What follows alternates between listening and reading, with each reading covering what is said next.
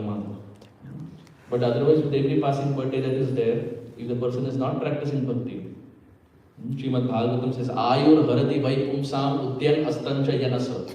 With every rising and setting of the sun, every living entity is getting one step closer to death.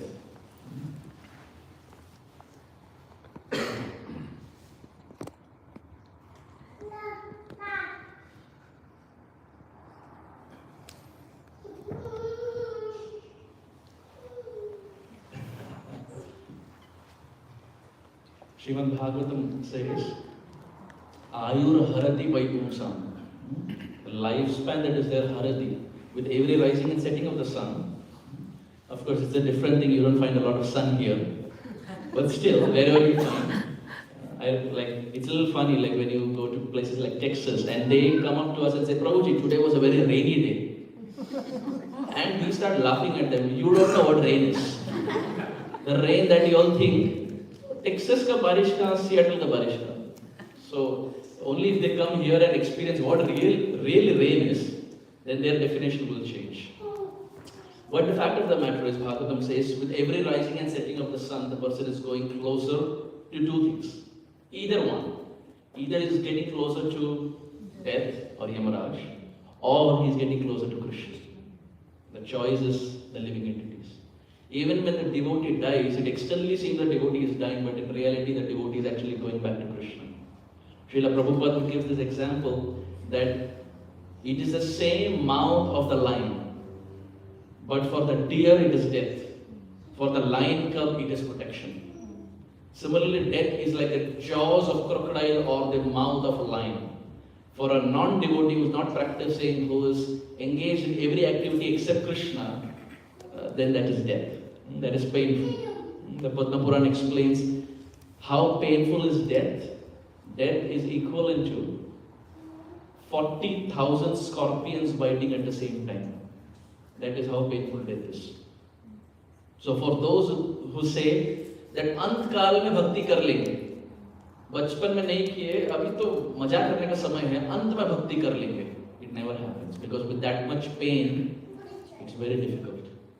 I remember when I was working with T-Mobile, when I just moved here from New Jersey, we had a team lunch, and that was the first time. So I didn't know how to say a no, because you just joined a team. If you're not a team player, companies don't like much. So I said okay, and that day happened to be an Ekadashi.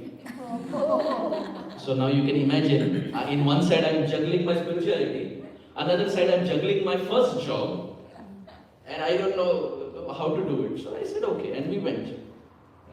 And I didn't tell them it's Ekadashi. So we went to the restaurant, we sat down and they ordered and I was just sitting. So then he looked at me and said, will you not order anything? I said, no, today is Ekadashi. He looked at me and said, what? I said, Ekadashi.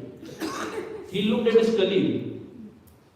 And then, of course, he didn't say anything, but the look was such that, is this guy okay? Because I was like 23. Ekadashi in America? Theek hai na sab? You're okay, right? I said, today's Ekadashi. So then he said, no, there will be some, Sabudana will be there, you eat Sabudana. Devotees normally, we try to refrain as much as possible from restaurants or anything. So I said, no, I'm okay, I already had my thing. And I remember he said something which I remember till date. He said something which I remember till date. He said,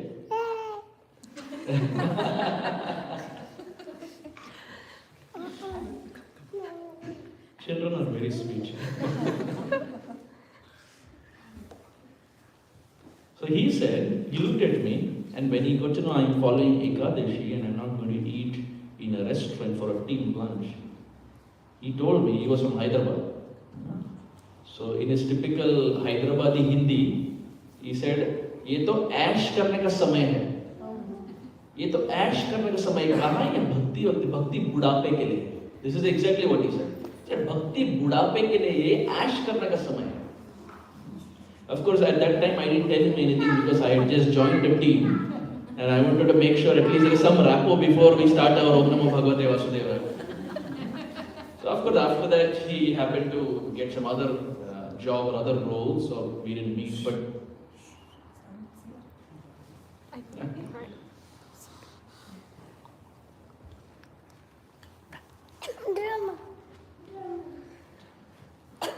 I'm just remembering my childhood. Every child is, very sweet. My mother keeps telling me. So I was born and brought up in Juhu Temple, Mumbai. How many have been to Juhu Temple, Mumbai? Prabhupada would call it his office. Mayapur, the place of worship. Juhu, his office. And Vrindavan is home. That's how Prabhupada would say. Vrindavan is my home. Mayapur is my place of worship. And Juhu is my office. So, when we were small, I would go there, and one day it happened to be the day of Janmashtami. And my parents were talking to one devotee, who happened to be their godmother, and this was in the second floor. And because it's the day of Janmashtami, it's so crowded, etc., my parents were talking. When I slipped from the hand of my mother doesn't know. And as they were speaking, from the main gate, the security guards made an announcement. And the announcement was, there's a small 2-year-old child that's crawling here. Kiska bachcha hai pata nahi. Whoever the mother is, please come and take the child. From the second floor of Juhu Temple, I crawled my way on the day of Janmashtami out till the main gate. Fortunately, the security guard helped me. That was like the Lakshman Rekha. I couldn't cross that. So children are very sweet, of all ages. So, with every rising and setting of the sun, we see human life can either be utilized for Krishna, for going one step closer to Krishna, or for going away from Krishna. And temples are those places where ideally the central theme should be to hear and chant. Everything else comes later. Prahlad Maharaj of the Navavida Bhakti, he puts hearing and Kirtan first. Shravanam, Kirtanam, Vishnu Smaranam, Padasevanam, Arjunam, Vandanam, Dasyam, Sakhyam, Atma Nivedanam, Idi Pumsarapita Vishnu, Bhaktiste Navalakshanam. Bhakti ke jo Navalakshan hai, the 9 symptoms, he puts hearing about Krishna and Kirtan about Krishna the first, because that's the fundamental. A congregation is built based on chanting and hearing. The temple's ground structure is chanting and hearing. When there is no chanting and hearing, you will not find devotees inspired. Devotees will not become devotees when there is no hearing. Where will the inspiration come from? It is coming through Harikatha. Dhruva became Dhruva because of hearing from Narad Muni. Prahlad became Prahlad because in the womb he heard from Narad Muni. All the personalities we see in Shastra. Parikshit Maharaj got Krishna because he heard from Shukadev Goswami. Shaunaka Rishi heard from Suta Goswami. It is time and again seen those who prioritize hearing and chanting about Krishna make advancement. Srila Prabhupada had made this statement. Srila Prabhupada had said, it's pretty popular, we may find it on Veda base also. Srila Prabhupada had said, 99% of our spiritual advancement is based on the chanting of the Hare Krishna Mahamantra. 99%. That's a lot. 99% of our advancement in Krishna consciousness is based on chanting Hare Krishna. So, if we just pause and think, how important should the chanting for Hare Krishna be? And how much emphasis we should be giving to the chanting of Hare Krishna Mahamantra? Our chanting is very interesting, the way we chant. If Krishna sees our chanting, and if that's the benchmark, 99%, it's going to be a little difficult. But Prabhupada made this point, that most of our advancement is based on how much time and how much seriousness we show to the chanting of the Hare Krishna Mahamantra. In the 10 offenses also the temple, when they read in the morning, we see there are different offenses to the Hare Krishna Mahamantra. And one last is to be inattentive while chanting Hare Krishna. Pramada. And that's the most common that all of us are, including myself. I'm not ruling myself out. We're all in the same boat. To be inattentive while chanting is one of the offenses to the Hare Krishna Mahamantra. So back to our point, as Bhagavatam explains, that the purpose of human life is to hear and chant about Krishna. And temples are meant to facilitate that. Srila Prabhupada, when he was there in New York, Srila Prabhupada was living in the Bowery. And Bowery is a place where not the aristocratic live. Srila Prabhupada was living in the second floor. So people would find it difficult to come for his classes. And those who would come were hippies.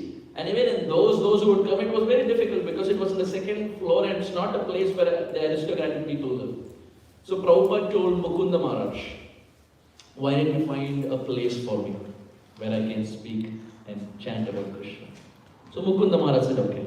So right now Mukunda Maharaj, Prabhupada's disciple, lives in Australia. So he said, okay. And every day in the morning he would check in the newspaper if there is some place for rent. And as he was checking, one day in the morning he found an article, 26 Second Avenue, the matchless gifts for rent. So he said, okay, let's go. And when he went there, the board matchless gifts was already there. It was not something that Prabhupada coined. 26 Second Avenue, uske pehle ke jo owner the, they had already given the name matchless gifts. So when Mukunda Maharaj went there, he felt it's perfect because what Prabhupada is giving is also a matchless gift. Let's not just change it. So he went and he thought to himself, let me first speak to the real estate agent. Let me do this speaking and after that I'll ask Prabhupada to visit. So he met the person, they spoke everything. Finally the day came when Prabhupada came to the site. Check the place.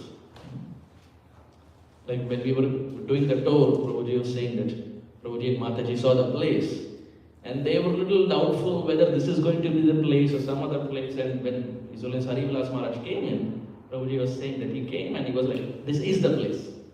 You should get it. So Prabhupada came and Prabhupada saw the place. And the real estate agent was also there. Prabhupada started speaking to him. He was a white American. Prabhupada started speaking to him. And as the conversation continued, this person said the rent for this 26 Second Avenue is $120. And he said, along with this, across the street I have another property, which is a 1-bedroom apartment. That also belongs to me. Swamiji, let's do one thing. You stay there and you get classes here. So for this room it's 120, for that apartment it's 80, dono mila ke $200. So he was doing his sales pitch. Ek ke saath ek free. Both will be on rent. So Prabhupada was hearing. Prabhupada said, okay. And as they were having the conversation, this person didn't even realize that he looked down. In his hands were the 3 sets of Bhagavatam. Prabhupada was so expert, baat karte karte, while speaking, he pushed the Bhagavatam in his hand. And he didn't even realize. When the person saw, he said, Swamiji, you can keep it. Prabhupada said, no, you can keep it. It is for you. And Prabhupada removed his pen and signed, A.C. Bhaktivedanta Swami. He said, this is for you, it's a gift. So he said, okay. And now he doesn't know what Bhagavatam is. He has come for a real estate deal. And then Srila Prabhupada said, we want you to become a trustee of our movement. First time he is coming to meet Prabhupada. ISKCON is not even registered. Prabhupada said, we want you to become the trustee. He said, no, Swamiji, it's okay. Prabhupada said, no, become trustee. So he didn't know what to say. And Prabhupada looked at Mukunda Maharaj and said, he's also trustee of our movement. Mukunda Maharaj started to think to himself, when did I become trustee? Movement is not even started. It's not even incorporated. Early days of 1966. Prabhupada said, he's also trustee. We want you also to become trustee. So he said, okay, he's an old person, we should not maybe say no to him. He said, okay, Swamiji, I will also become trustee. First time he's walking into a place, he doesn't know what the philosophy is, he doesn't know who Krishna is. Prabhupada made him the trustee, and then Prabhupada says, in our movement we have a rule. All trustees, every month they pay a subscription fee. Now you know what's coming up. Prabhupada had prior pharmacy. He knew something about sales. Dhanda kaisa karna Prabhupada ko pata tha. Because he did that. Now, if someone has done business in India, you know, they say, baniya. That Gujarati, Marwadi people you see, they are very good at this. Of course, Prabhupada was not, but Prabhupada was still good at everything. Prabhupada said, we want you to become trustee. He said, okay. Prabhupada said, our trustees, they pay subscription fee. Now, he understood what Swami is going to say, and even before he could say, Prabhupada said, every month the subscription fee is $20. Mukunda Maharaj also pays, we want you also to pay. So he said, okay, Swamiji. Prabhupada said, very good. Let's do one thing. You deduct that from the rent itself. Whatever rent you decided, उसमें से काट दो. He thought to himself, my goodness, have I come for a sales negotiation or a deal for sales?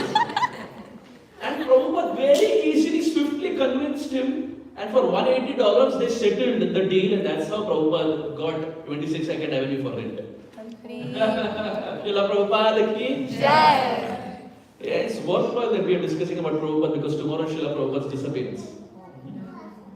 Tomorrow Srila Prabhupada's disappearance, and our first center is the 26 Second Avenue in ISKCON. And after that we had the Brooklyn Temple, and then it started expanding. So Prabhupada was very good at that. So keeping Srila Prabhupada as our central theme of ISKCON and our worshipable Siksha Guru for time immemorial, we offer our head to Srila Prabhupada for giving us ISKCON, for giving us Chaitanya Charitamrita, and for giving us his wonderful sweet disciples because of whom this movement is spreading, and you and I can take the benefit of being in Lynnwood and speaking about Chaitanya Mahaprabhu. Shri Chaitanya Mahaprabhu ki Jai. Never in the history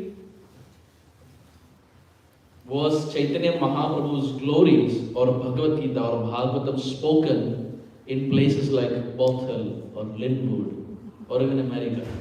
It is the glory of Prabhupada and his disciples who have gone to every nook and corner to spread this mission.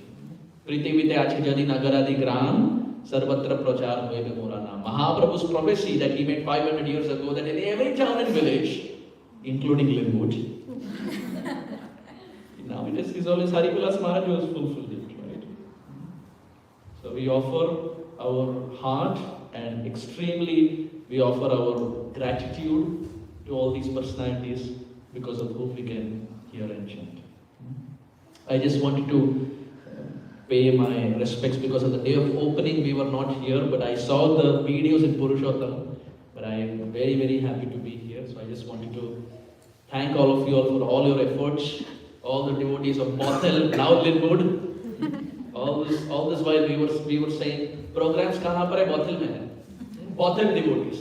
I think now we have to start changing that. Of course, even though we are Bothell, we live in Bothell, but now it's more Lynnwood. So with that, we continue our discussion on the Madhya Leela of the Sri Chaitanya Charitamrita. Before we start, let's do a quick recap of what we have discussed till now. We started with the Adi Leela of the Chaitanya Charitamrita, the initial pastime of Gauranga Mahaprabhu. We spoke as to why Mahaprabhu came down, the three unfulfilled desires that Krishna has in Krishna Leela, for which he comes down in the mode of a devotee to experience those three unfulfilled desires.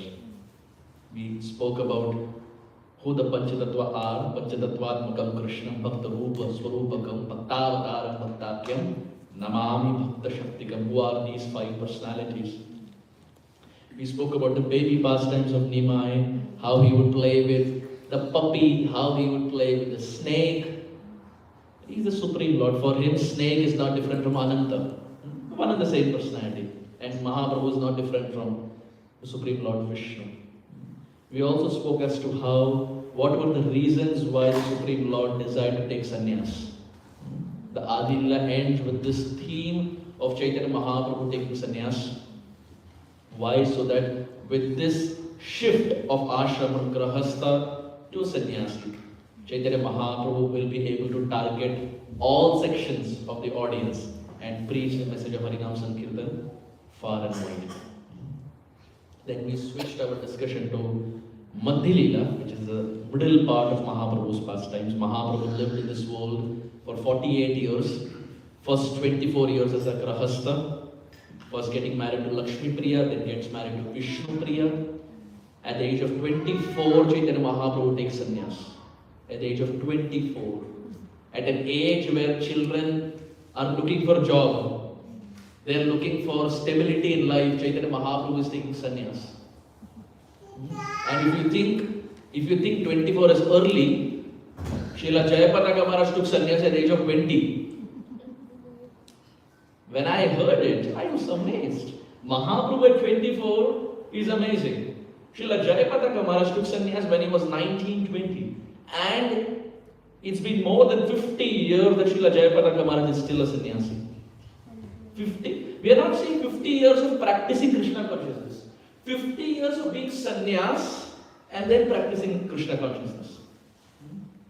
It's only, I remember when I was small, oftentimes in Shastra it would say, Prakashananda Saraswati, 60,000 disciples. Durvasa Muni, 60,000 disciples. All the time you see these personalities, they would have a very big number of disciples. 50,000, 60,000. And when I heard it, at one point I remember I felt that's a lot for one person to give. When I saw Srila Jayapataka Maharaj, he has broken all records. If you see his disciple count, it's way more than 60,000. Prabhupada gave him an instruction of 50,000. He's crossed 60,000 long back.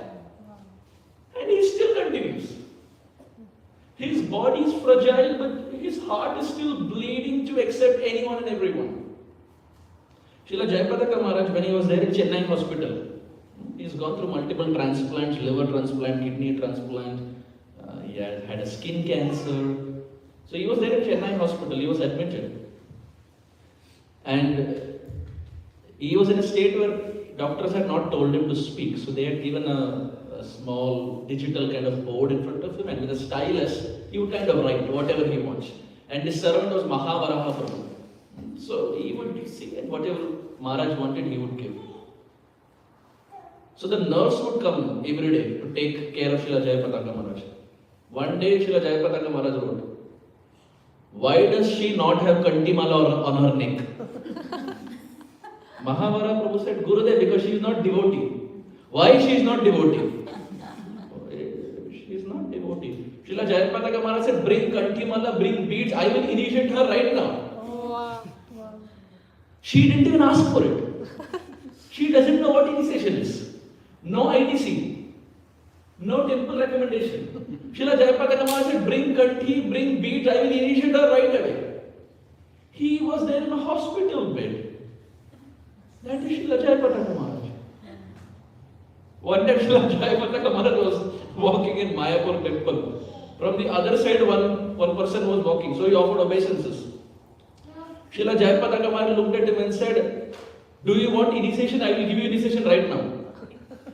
He said, "Gurudev, I am your disciple only." He has so many disciples. He said, "Gurudev, I am your disciple only." Srila Jayapataka Maharaj is amazing. He is the epitome of Chaitanya Mahaprabhu's compassion in our ISKCON movement. Srila Jayapataka Maharaj went to Atlanta. And he went, in Atlanta we have a devotee doctor.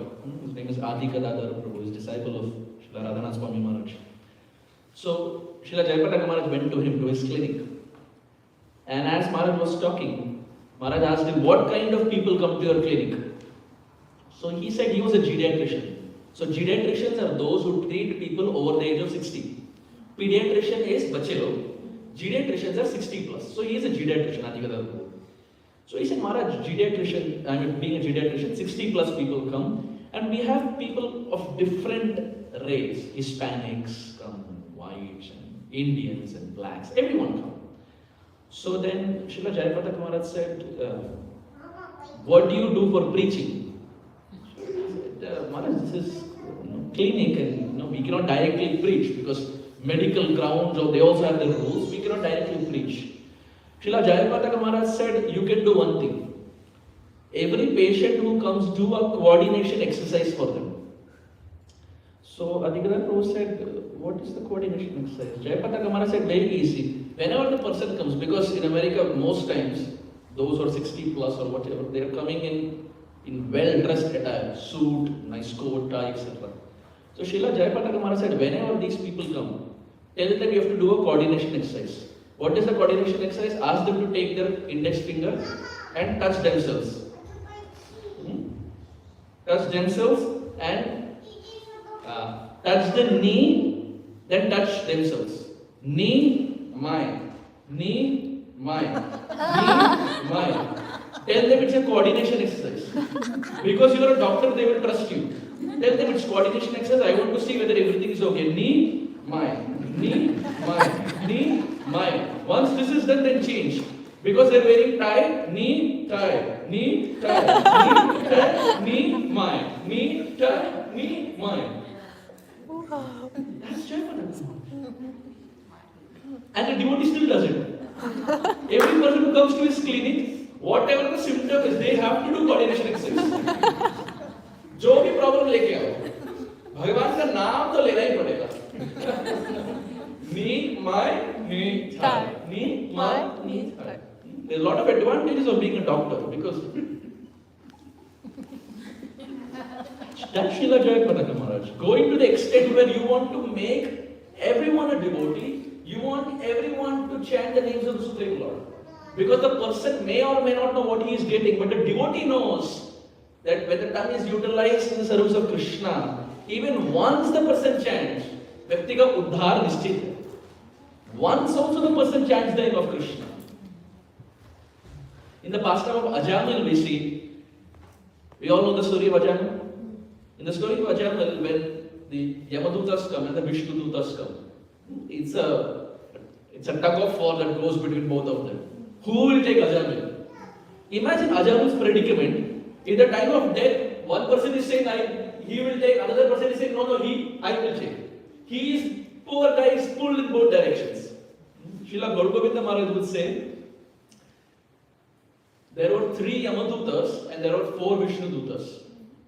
There were 3 Yamadutas who came. If you see the photo closely, 3 Yamadutas and 4 Vishnudutas. Why?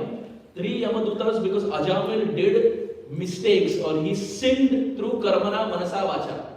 Thought, word and deed. And every sin that he did through thought, word and deed, 3 Yamadutas came. But because he called out to Narayana and every name is not different from Krishna, 4 Vishnudutas came. That was Srila Gauragovinda Maharaj. Because अभिन्नत्व नाम नामिना भगवान का नाम और भगवान अभिन्न है, कोई फर्क नहीं है. So every syllable of the Lord is not different from the Lord. So he said Nar, please say Nar, Ra, Yar, Na. Congratulations. 4 Vishnudutas. He said 4 times. He said Nara, Yar, 4 Vishnudutas came, but he sinned through karmana manasa vacha and 3 Yamadutas came. But after the confusion was all resolved, and the Vishnudutas said now he belongs to us because he chanted the name of Narayan at the time of departure. At that time, the Yamadutas they go back to Yamaraj. It's there in Bhagavatam. The Yamadutas go back to Yamaraj and they have a conference that, my dear master, please tell us the requirements clearly. There are requirements gathering. Product manager, program manager, scrum master. Requirements gathering. Please tell us the requirements properly because this confusion should not happen again. What are the things that we should look out for in a person who we should get? And what are the things, if we see in that person, we should leave the person? What are the requirements? At that time, Yamaraji says, Jivhana Bhakti Bhagavad Gunanamadheyam Chetascha Smarati Tacharanaravindam Krishnaya no namati yachira ekadapi tannana yadhamasato kritu vishnu krityan. The 6th canto of the Bhagavatam, Yamaraj is saying, he gives 3 requirements. 3 requirements for any person to have face-to-face darshan with Yamaraj. First, Jibhana Bhakti Bhagavad Guna Namadheyam. That personality who has never chanted the name of the Supreme Lord even once, get him to me. Once. We are not talking about 16 rounds. That personality who has not even chanted once. भगवान का एक भी बार यदि नाम जपा नहीं है, ऐसे व्यक्ति को रेड कार्पेट एंट्री में लेके आओ उधर. Second, Chetascha Smarati Tacharanaravindam. If in his mind or heart he has never thought about Krishna even once, get that person. And third, Krishnaya no namati yat shira ekadapi. That personality was not even bowed down to Krishna once. Bring such a person. Tan anayadhyamataso krita vishnu krityan. What are the 3 requirements? 1, who has never chanted Krishna's name. 2nd, who has never thought about Krishna even once. 3rd, who has never offered obeisances. ऐसे व्यक्तियों को लेके आओ. Now you see, Someone may have chanted Krishna's name at least once. Someone may have thought about Krishna once. But offering obeisances, you don't find everyone do that. You see, even on a Sunday feast, when people are there, most people stand and just like this. It requires little humility to bow down in front of the Supreme Lord. You go to Maharashtra, you go to Mumbai and Pune and all those places, they will stand and they will do their. It's pretty funny. I think we have said this. You go to that side, they will stand and they will do. Bus mein chalte rahenge, and they will see a temple. And from the bus you cannot do obeisances. The least you can do is like this. But they will not do that either. They will be in the bus and there will be a temple. And from the bus they will do.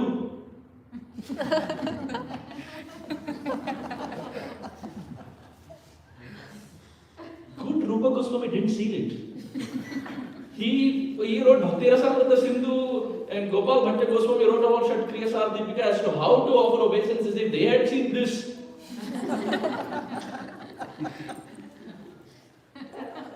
I know the first time I saw this, I thought, which sampradaya is this? Because Tukaram Maharaj, who's worshipable, he never preached this. Right, Mataji? Tukaram Maharaj didn't do this. Gaudi Sampradayas don't do this. Sri Vaishnava don't do this. I was thinking. I'm still trying to figure out an answer. I have not got it. It's a little hilarious. I will not do justice. If you go and if you see firsthand, it will be pretty funny. Bollywood Sampradaya. Huh? Bollywood Sampradaya. Bollywood Sampradaya. Hindu and Christian. Hindu and Christian. We just spoke about Apasampradaya. Yeah, some weird thing. Anyway, that's what Yamaraj says. Anyone who has not done these three things, get that person. So having said this, that's the Madhya Leela, and then we have the Anti Leela, final pastimes. We were speaking about Chaitanya Mahaprabhu's conversation with Sarvabhauma Bhattacharya. Sarvabhauma Bhattacharya being a personality who had a long conversation with Sri Chaitanya Mahaprabhu. Chaitanya Mahaprabhu, being very humble, sat down and Sarvabhauma Bhattacharya started speaking to him. Then at one point, Chaitanya Mahaprabhu is not saying anything. So Sarvabhauma Bhattacharya looks at him and says, "Are you understanding what I am saying?" And Chaitanya Mahaprabhu says, "Whatever has to be understood, I am understanding, but what you are trying to explain, that I am not understanding." And then Chaitanya Mahaprabhu illuminates his heart. And as the conversation goes on, I will not get into details because we've already discussed 3 classes. This is the 4th class just on Sarvabhauma Bhattacharya. They come to this point of the Atmaram verse. This is a very, very popular verse. Very popular verse. It's called as the Atmaram verse. In ISKCON, it's called as the Atmaram verse. Why? We will come to that. But before that, let's chant. Atmaramascha munayo Nirgrantha api urukrame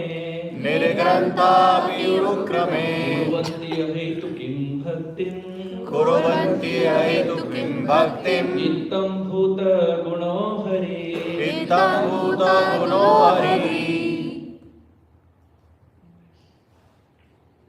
Can someone read the translation?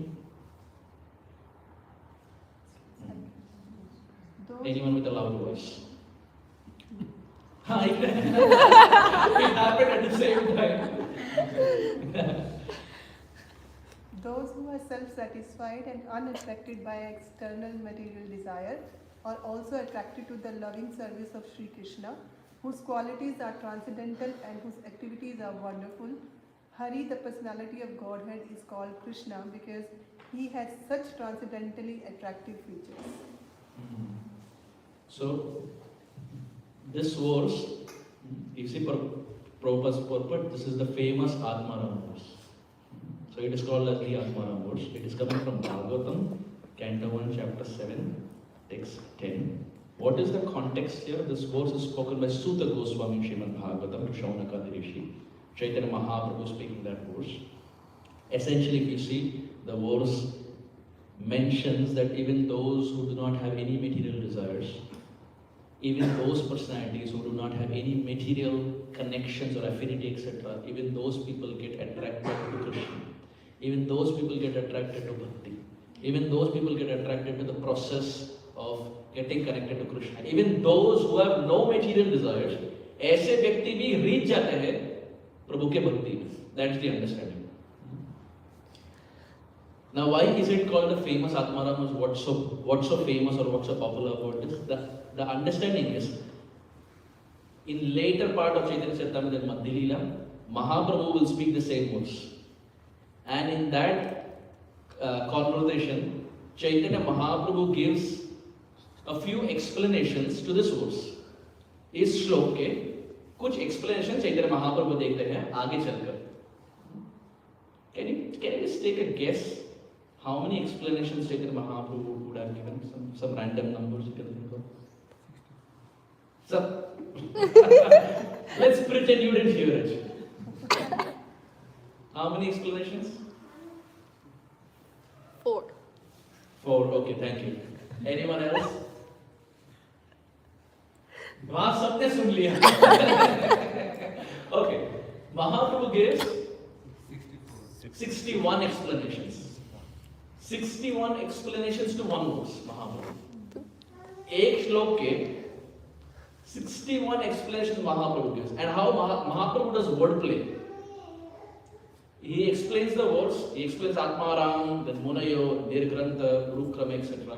And then with each word, it's like Atmaram goes with Munaya, Atmaram goes with Nirgrantha, Atmaram goes with Gurukrama. He starts explaining like that. And he breaks down the words completely and goes into detailed explanation. 61 interpretations. So that is why it's called as a famous verse, because Mahaprabhu didn't do it for any other verse, but he did it only for this verse to show that even those who don't have any material desire, so to say, even such people get attracted to Krishna. Even such people get attracted to the path of bhakti. There was one boy who became a devotee. And after he became a devotee, comes from America. After he became a devotee, disciple of Prabhupada, of course, he started preaching and started going to different places. And every time he would, once in 3 months, once in 4 months, etc., he would send some books of Prabhupada to his mother. And the mother was not much interested, but it's coming from the son, so she would accept, but she would just place the book in the garage. And this boy, nonetheless, would give it to his mother, hoping that the mother will read a book of Prabhupada and it will help her. But the mother was not much interested. So she would just keep the book in the garage. And multiple books. So now the garage was like stacked with, it was like almost ISKCON's gift shop. Huh? Library. It became like ISKCON's library, but the sad part was she was not reading anything. So there was dust accumulated, and the son would come every time and he would see, but because mother, out of respect, he would not say anything, but he would just kindly inspire her. Why didn't you just pick up the book? And she would say, no, I know everything. Pata. It's typical, like here in India also, you go for book distribution. Pata. Hame sab pata. Bhagavad Gita pata. It's very difficult to distribute books. It's a very humbling service. When you go out on the streets and distribute, it's a very humbling service. So anyway, he had his brother also. And one day, out of nowhere, the mother calls the son. The son was in Vrindavan or Mayapur, one of these dhams. So she calls from America. And she tells the son, I want to go to Vrindavan. So the son says, what? Did I hear it right? The mother says, I want to go to Vrindavan. So the son was longing to hear this. All this while he couldn't. Now the mother said, I want to go to Vrindavan. The son was very happy. He said, of course I will take you to Vrindavan. But now it's 2 a.m. in India, it's very night. Let's do one thing. I will sleep. Tomorrow morning, first thing I will call you. So the mother said, okay. Next day morning, the son got up. He took his bath, etc., had his breakfast, whatever, and then he called. He called, his brother picked up the phone. So he said, I spoke to mother last night. Can you give the phone to mother? that I want to speak to her. She was talking about Vrindavan. The brother said, actually last night she passed away. After she spoke to you, last night she passed away. He said, what do you mean I spoke to her last night? We spoke about Vrindavan. I have been yearning to take her to Vrindavan. What do you mean? No, you are joking, right? He said, no, why would I joke? Our mother is no more. She passed away last night. So this boy, he said, why? What happened? The brother said, she actually had cancer. Last 6 months she had cancer. She didn't want to tell you because you are a devotee and you're traveling, etc. She didn't want to trouble you. But she had cancer, and because of that, she passed away last night. So one of her last desires was she wanted to talk to you, which she did. And she also wanted to go to Vrindavan. She kept telling about this place, Vrindavan. I don't know where Vrindavan is. You may know better. But she wanted to go to Vrindavan. So this devotee boy who said, okay, but from what I know, she never had any affection for Vrindavan, and she comes from a Christian Catholic background. How did she get to know about Vrindavan? The brother, he said, actually once she was detected with cancer. She thought to herself, my son has been gifting me books all this while, and I have never read. So at least to please him, let me read. After I depart this world, at least he should feel my mother read some book. Little she read. So she started reading. And all the books that were there in the garage, jisme dhool lage the, we got it inside. And the last 6 months, every book that you gave her, for more than 10 to 12 hours a day, she was reading all those books. And in those books, Prabhupada keeps talking about Vrindavan, Vrindavan, Vrindavan, Vrindavan, Vrindavan. She thought, what is this Vrindavan? I have to go to Vrindavan. And that's how she called you last night. But unfortunately, she couldn't. So this devotee boy was that he was amazed that what I couldn't do, Srila Prabhupada did it through his books. Prabhupada was not even physically present, but through his books. Prabhupada always said, I am always living in my books. Through his books, this boy's mother became a devotee and had this desire. Her final desire was to go to Vrindavan. So her ashes, being a Christian, they cremated the body and they brought the ashes, and this devotee boy who was there, he said, my mother wanted to go to Vrindavan, I couldn't take her physically, at least the ashes I can put them in Yamuna. In that way at least I can take her to Vrindavan. The ashes were brought, they were put in Yamuna. Do you know who the boy is? He is known as Indradumna Swami Maharaj. This is Indradumna Maharaj's story. Indradumna Maharaj was saying, what I couldn't do with my mother, Srila Prabhupada did in 6 months with his books. Then he said, never doubt the books of Prabhupada. How much ever low we are in Krishna consciousness, one book, one chapter, one page, one verse, one sentence, one word, one alphabet of Srila Prabhupada that he has given in his books has the power, potency to transform anyone's heart, even those who are averse to the path of bhakti. That boy was Srila Indradumna Swami Maharaj. So, power of bhakti is amazing. Even those who do not have a desire to be with Krishna, even those people, just by reading about Krishna, have this desire. How I wish I can also be there. The example is given that if a beggar walks past an ice cream shop, the beggar may not have money, right? The beggar may not have money, but no one stops him from desiring. He can walk past an ice cream shop and he can desire, how I wish I get a chocolate ice cream. No one stops him. He may not have the money in his pocket, but ichha ke liye koi pabandi nahi. No one stops him.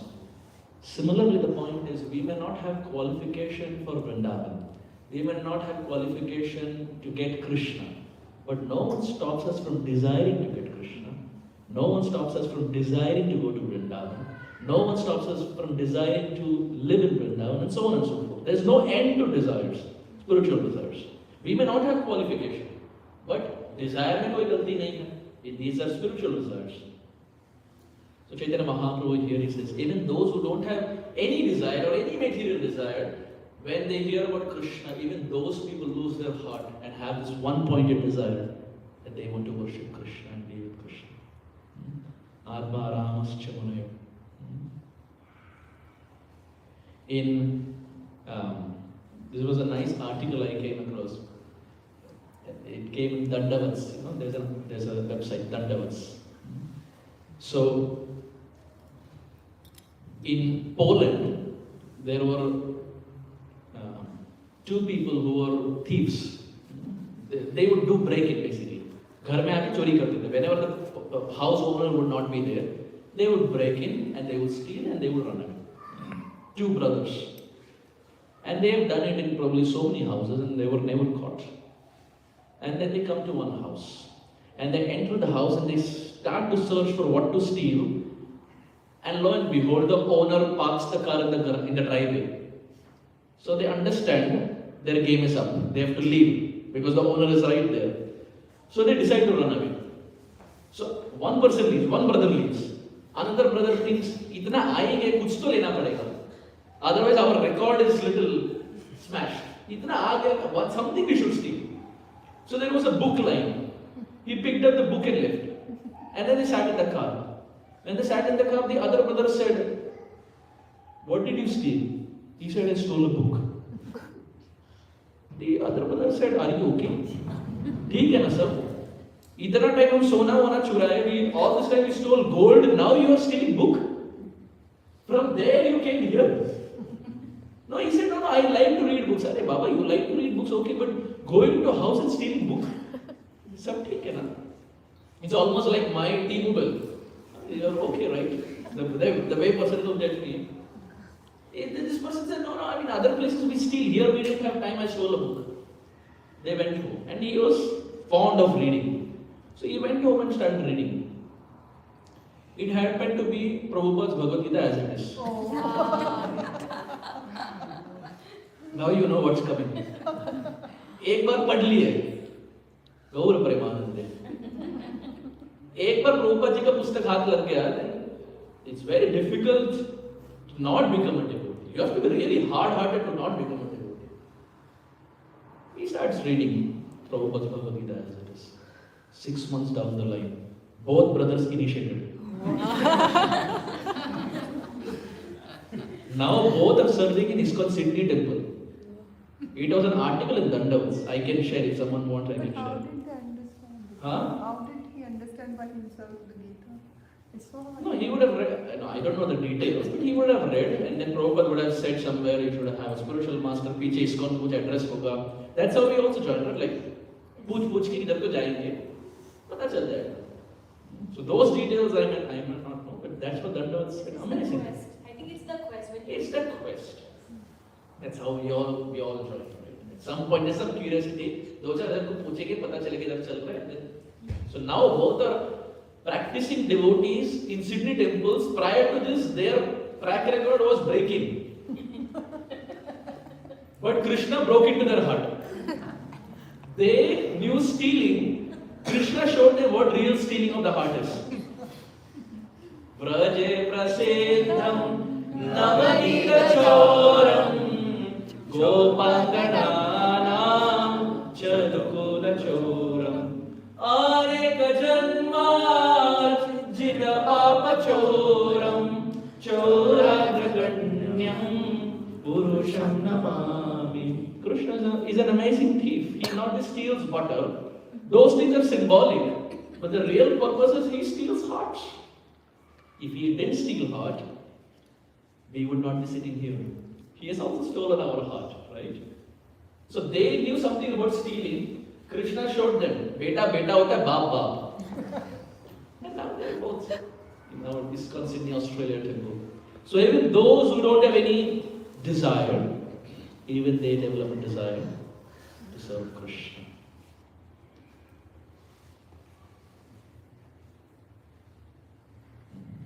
So, Sri Chaitanya Mahaprabhu later, he goes to the Jagannath temple. After speaking to Sarvabhauma Bhattacharya, he goes to the Jagannath temple.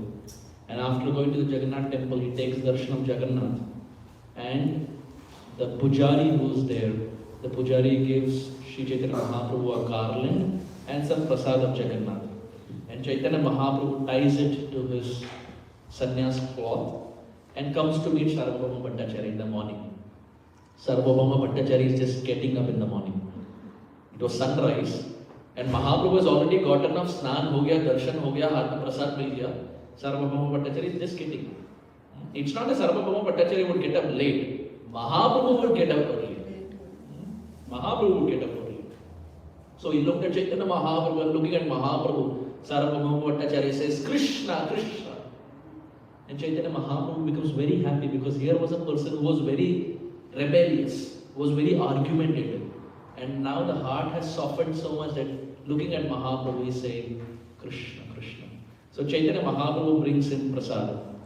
And as Chaitanya Mahaprabhu brings in prasad, Shri Sarvabhauma Bhattacharya, he had not even brushed, he had not even taken a bath. But the moment the prasad came, Sarvabhauma Bhattacharya accepted from the hands of Chaitanya Mahaprabhu. Kaviraj Goswami says, please repeat. Just zoom in. Sushkam paryushitam vapi, Shushkam paryushitam vapi, Nitam va duradeshataha, Nitam va duradeshataha, Prapti matrena bhuktavyam, Prati matrena bhoktavyam, Natra kala vicharana. Natra kala vicharana. The Shastras explain that prasadam, whatever the state in, sushkam, which means dry, if it's dry prasad. In Jagannath Puri you get dry prasad, it's called khaja. Khaja. नाम है खाजा और वास्तव में खाना ही पड़ता है खाजा. So sushkam, that's dry prasad, or paryushitam, stale. So dry, stale. Nitam va duradeshata, or if the prasad is coming from duradesh, it's coming from far off place. Prapti matrena bhoktavyam, the moment you see it, you should accept it. Natra kala vicharana, you should not think about the place, time, brushing, not brushing, nothing. Chaitanya Charitamrita gives the example of Sarvabhauma Bhattacharya. When prasad comes, immediately accept it. Because prasad is not different from Krishna. Sarvabhauma Bhattacharya just gotten up, he had not brushed.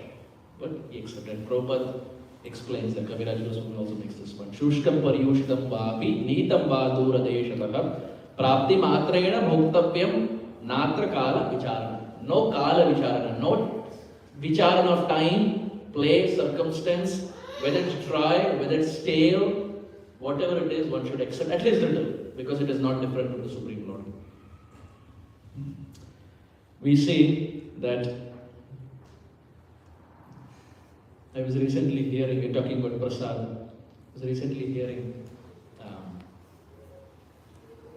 Dwarkadish Prabhu who comes here, so his wife, I forgot Mataji's name, Vishakha Mataji, Kishori Mataji, Sri Dama Prabhu's wife. Vishakha Mataji, so in her offering, very old offering, as well as Radhanath Swami Maharaj, she was saying that one time they had gone to Badrinath for a yatra. This was back in the day when yatras were smaller. Now Maharaj Yatra, you see it like 10,000, 12,000 disciples. It's like a pack. Those were the days where it was like not many, 100, 200 maybe. So they had gone to Badrinath, and Badrinath being pretty cold, one time Maharaj fell ill. And the disciples, they were told Maharaj is not well, today he will not step out. So they didn't know why Maharaj is not well, because not well it's a broad spectrum. The definition can be anything. Not well can be cold, not well can be headache, not well can be sardi khasi, not well can be haath pair dukhna. It's a broad thing. So the servant said, Maharaj is not well, today he will not come. So the disciples, they thought it's very cold outside. Maharaj is not well because of the cold. So they thought to themselves, about 40 of them were there. They decided to give their blankets to Maharaj. We will offer our blanket to our Gurudev. It's very cold, we will offer our blanket. So the first disciple went to the room and he offered the blanket. Maharaj was taking rest, so they put the blanket on Maharaj. Another disciple came, he put the blanket. Third disciple came, he put the blanket. In no time, 40 blankets were there on Maharaj. 40 blankets. And they were thinking Maharaj is feeling cold. Later they got to know Maharaj didn't come for the program, not because he was feeling cold, he had indigestion. Oh no. He had indigestion. Disciples thought it is cold. Bichara 40 blanket dal diye. And Maharaj didn't say anything. Maharaj didn't say anything. They didn't realize he's coming from Chicago. And Chicago winters are more extreme than Badrinath winters. But disciples, their love is so innocent and so sweet. They put 40 blankets on their Gurudev. And Maharaj didn't say anything. In the evening when they got to know, they were thinking, my goodness, what was the problem? What solution we gave? But the problem was indigestion, prasad, indigestion. But the disciples very lovingly they put blankets. So here we find, in Prabhupada's life, I'm just trying to speak more about Srila Prabhupada because tomorrow is his disappearance day. Srila Prabhupada, Yamuna Mataji says, Yamuna Mataji was Prabhupada's cook. And Prabhupada had personally trained her. And Yamuna Mataji was very exalted. Prabhupada would say, Yamuna is on the platform of Bhav. Prabhupada never said it for anyone I can think of. I mean, at least in the female disciples, Yamuna Mataji was the only person. Prabhupada said she's on the platform of Bhav. And now that's a big statement. You go to Vrindavan, you have Yamuna Mataji's Samadhi. With all other sannyasis in Vrindavan, you will find Yamuna Mataji's Samadhi is also there. So very exalted personality, very, very dear to Prabhupada. When she came to Prabhupada for the first time, she came with torn jeans and she came with a cigarette in her hand. First time when she came to Prabhupada, because she was like in her teens and she didn't know. Haath mein cigarette tha, torn jeans, and she came to Prabhupada and said, Swamiji, how can I help you? And Prabhupada just heard this statement, how can I help you? Prabhupada realized she has seva bhav. There is a desire, inherent desire to serve. Prabhupada said, throw the cigarette, wash your hands and come. She threw the cigarette, washed her hands, and Prabhupada started teaching her personally how to cook. For Yamuna Mataji's sister, Janaki Mataji was Srila Prabhupada's first female disciple. If you go to Chaupati Radha Gopinath temple, there you will find in a glass case, there are kartals that are kept. And those kartals are the first kartals that the disciples gifted to Srila Prabhupada. And that disciple was Janaki Mataji. The first kartal that was gifted by a disciple to Prabhupada was by Janaki Mataji, and in a Radha Gopinath temple you will see. So, even for her sister's cooking, that is Janaki Mataji's marriage cooking, Srila Prabhupada cooked it all by himself. Can you imagine, like a marriage is there, a disciple's marriage is there, Guru is cooking all by himself, and his support system was Yamuna Mataji, and who has just come. And now you can imagine, she is like a 20-year-old, and Prabhupada is cooking a full course Bengali meal. You can imagine, it's quite an experience, but Prabhupada taught her. So Yamuna Mataji, in her memory, she says, Prabhupada had a very unique style. So one time Srila Prabhupada was sitting with his sister Bishima. And Yamuna Mataji had cooked and she had given the plate to Prabhupada and the door was closed. Prabhupada was sitting with his sister inside and they were laughing and giggling and they were remembering their childhood. Siblings, after so many years, they were remembering their childhood. And Prasad was done, Yamuna Mataji came inside to collect the plate. And Srila Prabhupada, like a small child, he had stacked all the cups one on top of each other. He had put it on a plate and bacche ke jaise, he had stacked all the cups one on top of each other. And when Yamuna Mataji came, he looked at Yamuna Mataji and said, Yamuna Devi ki jai. And he, with his finger, he just hit the stack of cups and all of them tumbled down and they fell down to the ground. So Yamuna Mataji looked at Prabhupada and said, Prabhupada, was the prasadam good? Because she wanted a review. And Yamuna Mataji says Prabhupada had a very unique way of demonstrating whether the prasadam was good or not. If the prasadam was very bad, in the sense if it was cooked bad, whatever the definition can be, you know better about cooking than me. Whatever the definition of not so good cooking is. When the cooking would not be good or it would be bad, Prabhupada would hit his tummy, which means maja nahi hai. So it was a symbolic way of showing it was not good. If it was okay, satisfactory, Prabhupada would do like this. It's almost like a Gen Z. Prabhupada would do like this. Good. Okay, good. But if it was very excellent, Prabhupada would do like this. Yamuna Mataji says, in all the years that I cooked for Prabhupada, he would always do like this. This was his standard.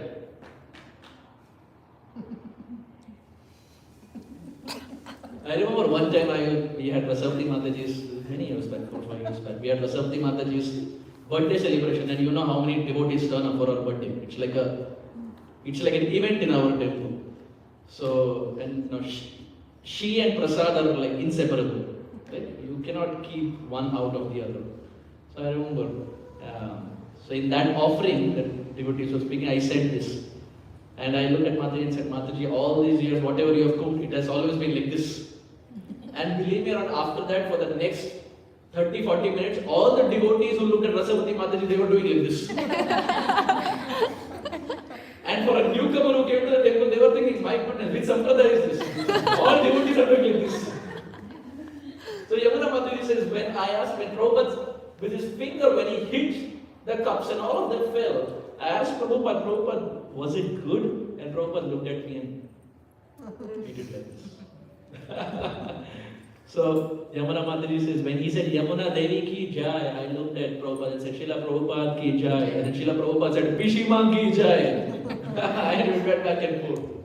So Srila Prabhupada was very good at cooking, and he was very good at teaching others also to cook. Even in 26 Second Avenue, Prabhupada would cook all by himself. Finally, after many months, Kirtananda Maharaj asked Prabhupada that, Swamiji, can I help? And Prabhupada, when he heard that, Prabhupada said, I have been waiting for someone to ask me this question. Can I help? And then Prabhupada engaged him in the service of making chapatis. And then eventually, it became such that Kirtananda Maharaj did all the cooking and Prabhupada would give classes at 26 Second Avenue. So Prabhupada would lovingly, after one point, Prabhupada would call him Kitchenananda. He who loves kitchen very much, Kitchenananda. Likewise, we see even Bhakti Charu Maharaj was personally taught by Prabhupada to cook. I remember even here, when Srila Bhakti Charu Maharaj came, I think in 2018, there is a temple video where he came to the kitchen of our temple, and with that mic, he personally taught how to cook. That video is there online. So that's the point Chaitanya Mahaprabhu is teaching, that Mahaprasad is to be eaten immediately, whatever the circumstances. We'll go another 5 minutes and then we'll end our discussion because we are at the end. Sarvabhauma Bhattacharya, being with Chaitanya Mahaprabhu, his heart became more and more drenched with bhakti. And then Chaitanya Charitamrita describes this famous verse of, let us all repeat together, Hare Rama, Hare Rama, Hare Rama eva kevalam, Kalo nasteva nasteva, nasteva gatiranyatha. Hare Rama, Hare Rama, Hare Rama eva kevalam. That in Kali Yuga, there is no other way, no other way, no other way apart from Hare Krishna, Krishna Krishna, Hare Hare, Hare Rama, Rama Rama, Hare Hare. Sri Chaitanya Mahaprabhu, Sarvabhauma Bhattacharya, just like many of other Mahaprabhu's associates, they composed verses. Sarvabhauma Bhattacharya also composed verses. And he composed 2 verses glorifying Chaitanya Mahaprabhu. Let us kindly repeat. Vairagya Vidya Nija Bhakti Yoga. Vairagya Vidya Nija Bhakti Yoga. Shikshartameka Purusha Purana. Shikshartameka Purusha Purana. Shri Krishna Chaitanya Shariradhari. Shri Krishna Chaitanya Shariradhari. Kripabudiryastamaham prapadye. Kripabudiryastamaham prapadye. Why is Sri Chaitanya Mahaprabhu coming down? Shri Krishna Chaitanya Shariradhari. He has accepted the Sharira of Shri Krishna Chaitanya. Kripabudiryastamaham prapadye. And who is Chaitanya Mahaprabhu? He is Kripambudi. He is an ocean of mercy.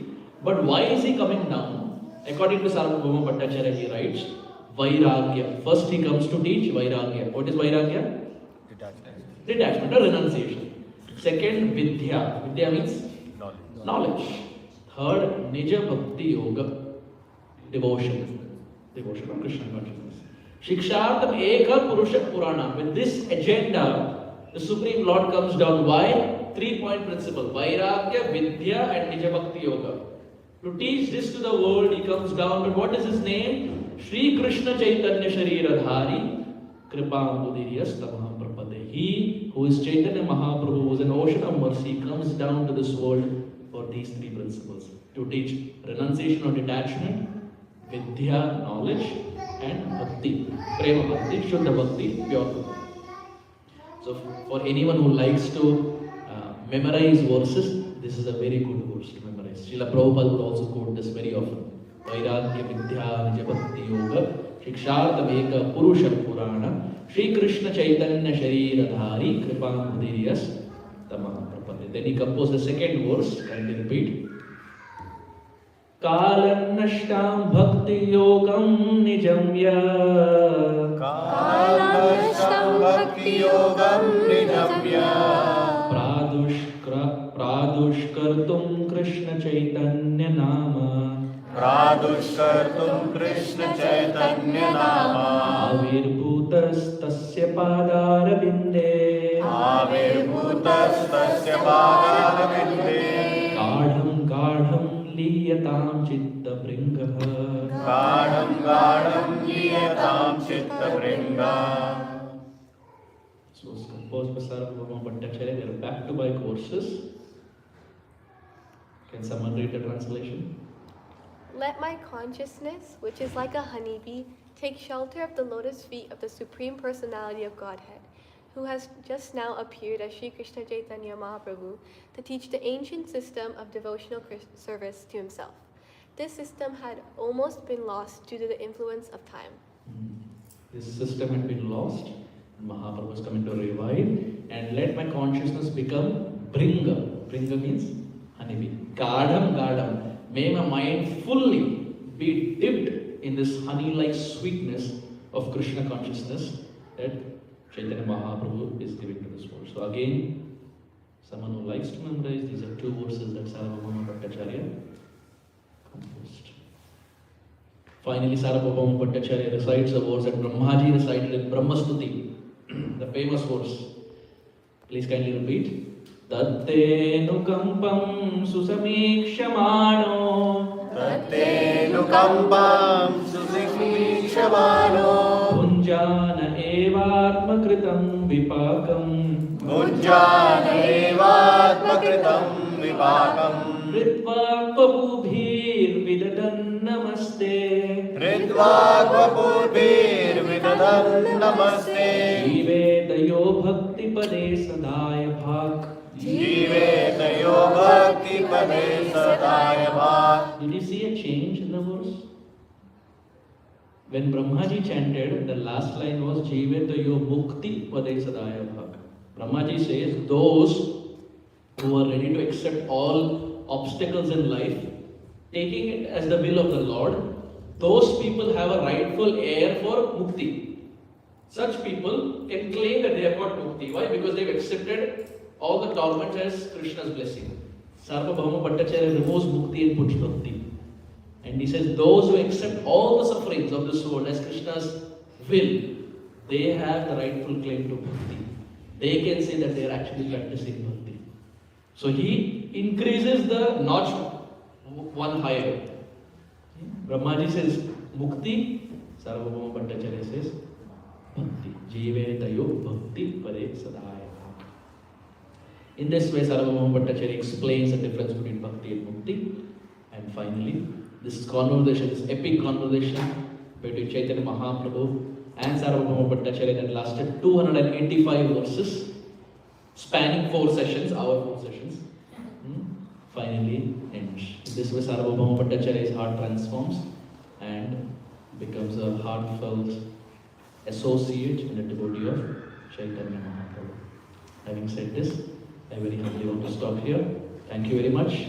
Hare Krishna. Shri Chaitanya Mahaprabhu ki Jai. Srila Prabhupada Tirobhav Titi ki Jai. Jai Gaura Premanande. Hare Lord.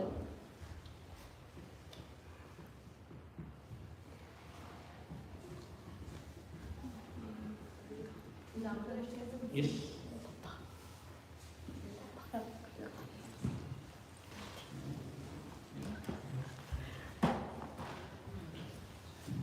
Probably does Chaitanya Charitamrita, the 61 different ways in which Chaitanya Mahaprabhu explained the verse, are they explained? It will come.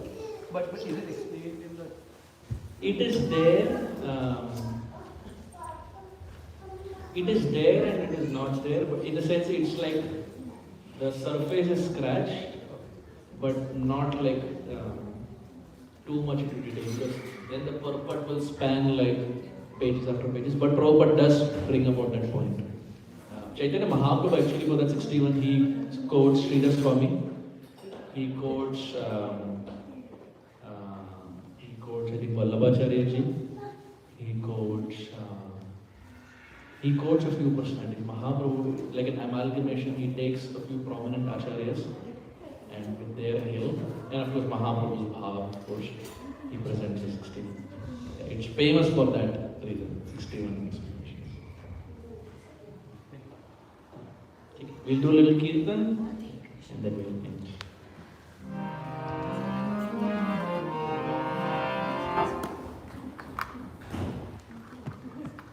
Can we turn the lights? Yes, Guru. We can turn on that one.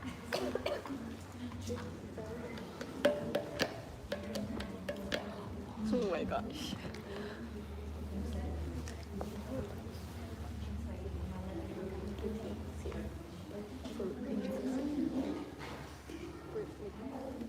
I'll tell you later.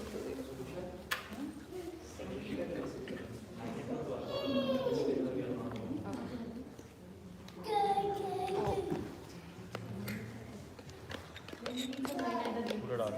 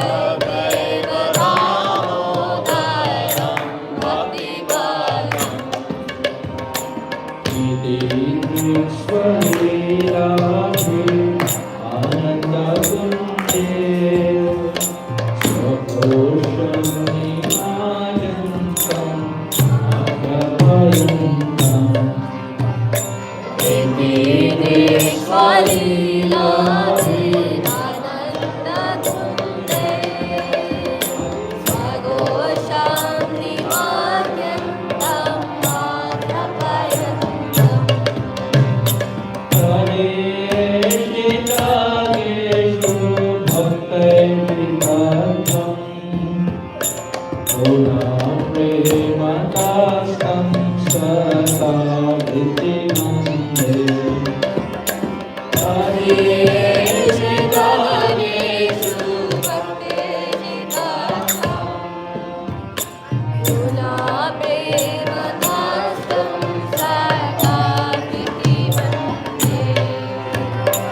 वरं देव मोक्षं न मोक्षवदिं न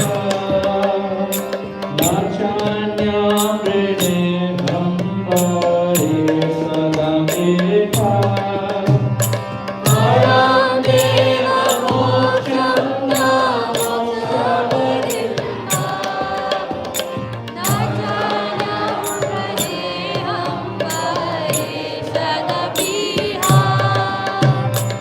परं देव मोक्षं न मोक्षवदिं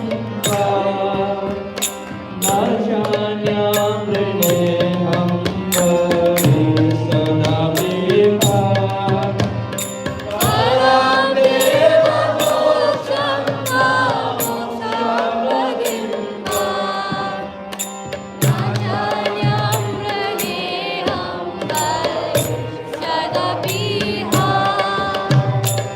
इदं देव पुराणो भगवान् सदा मे आश्रयस्तं इदं देव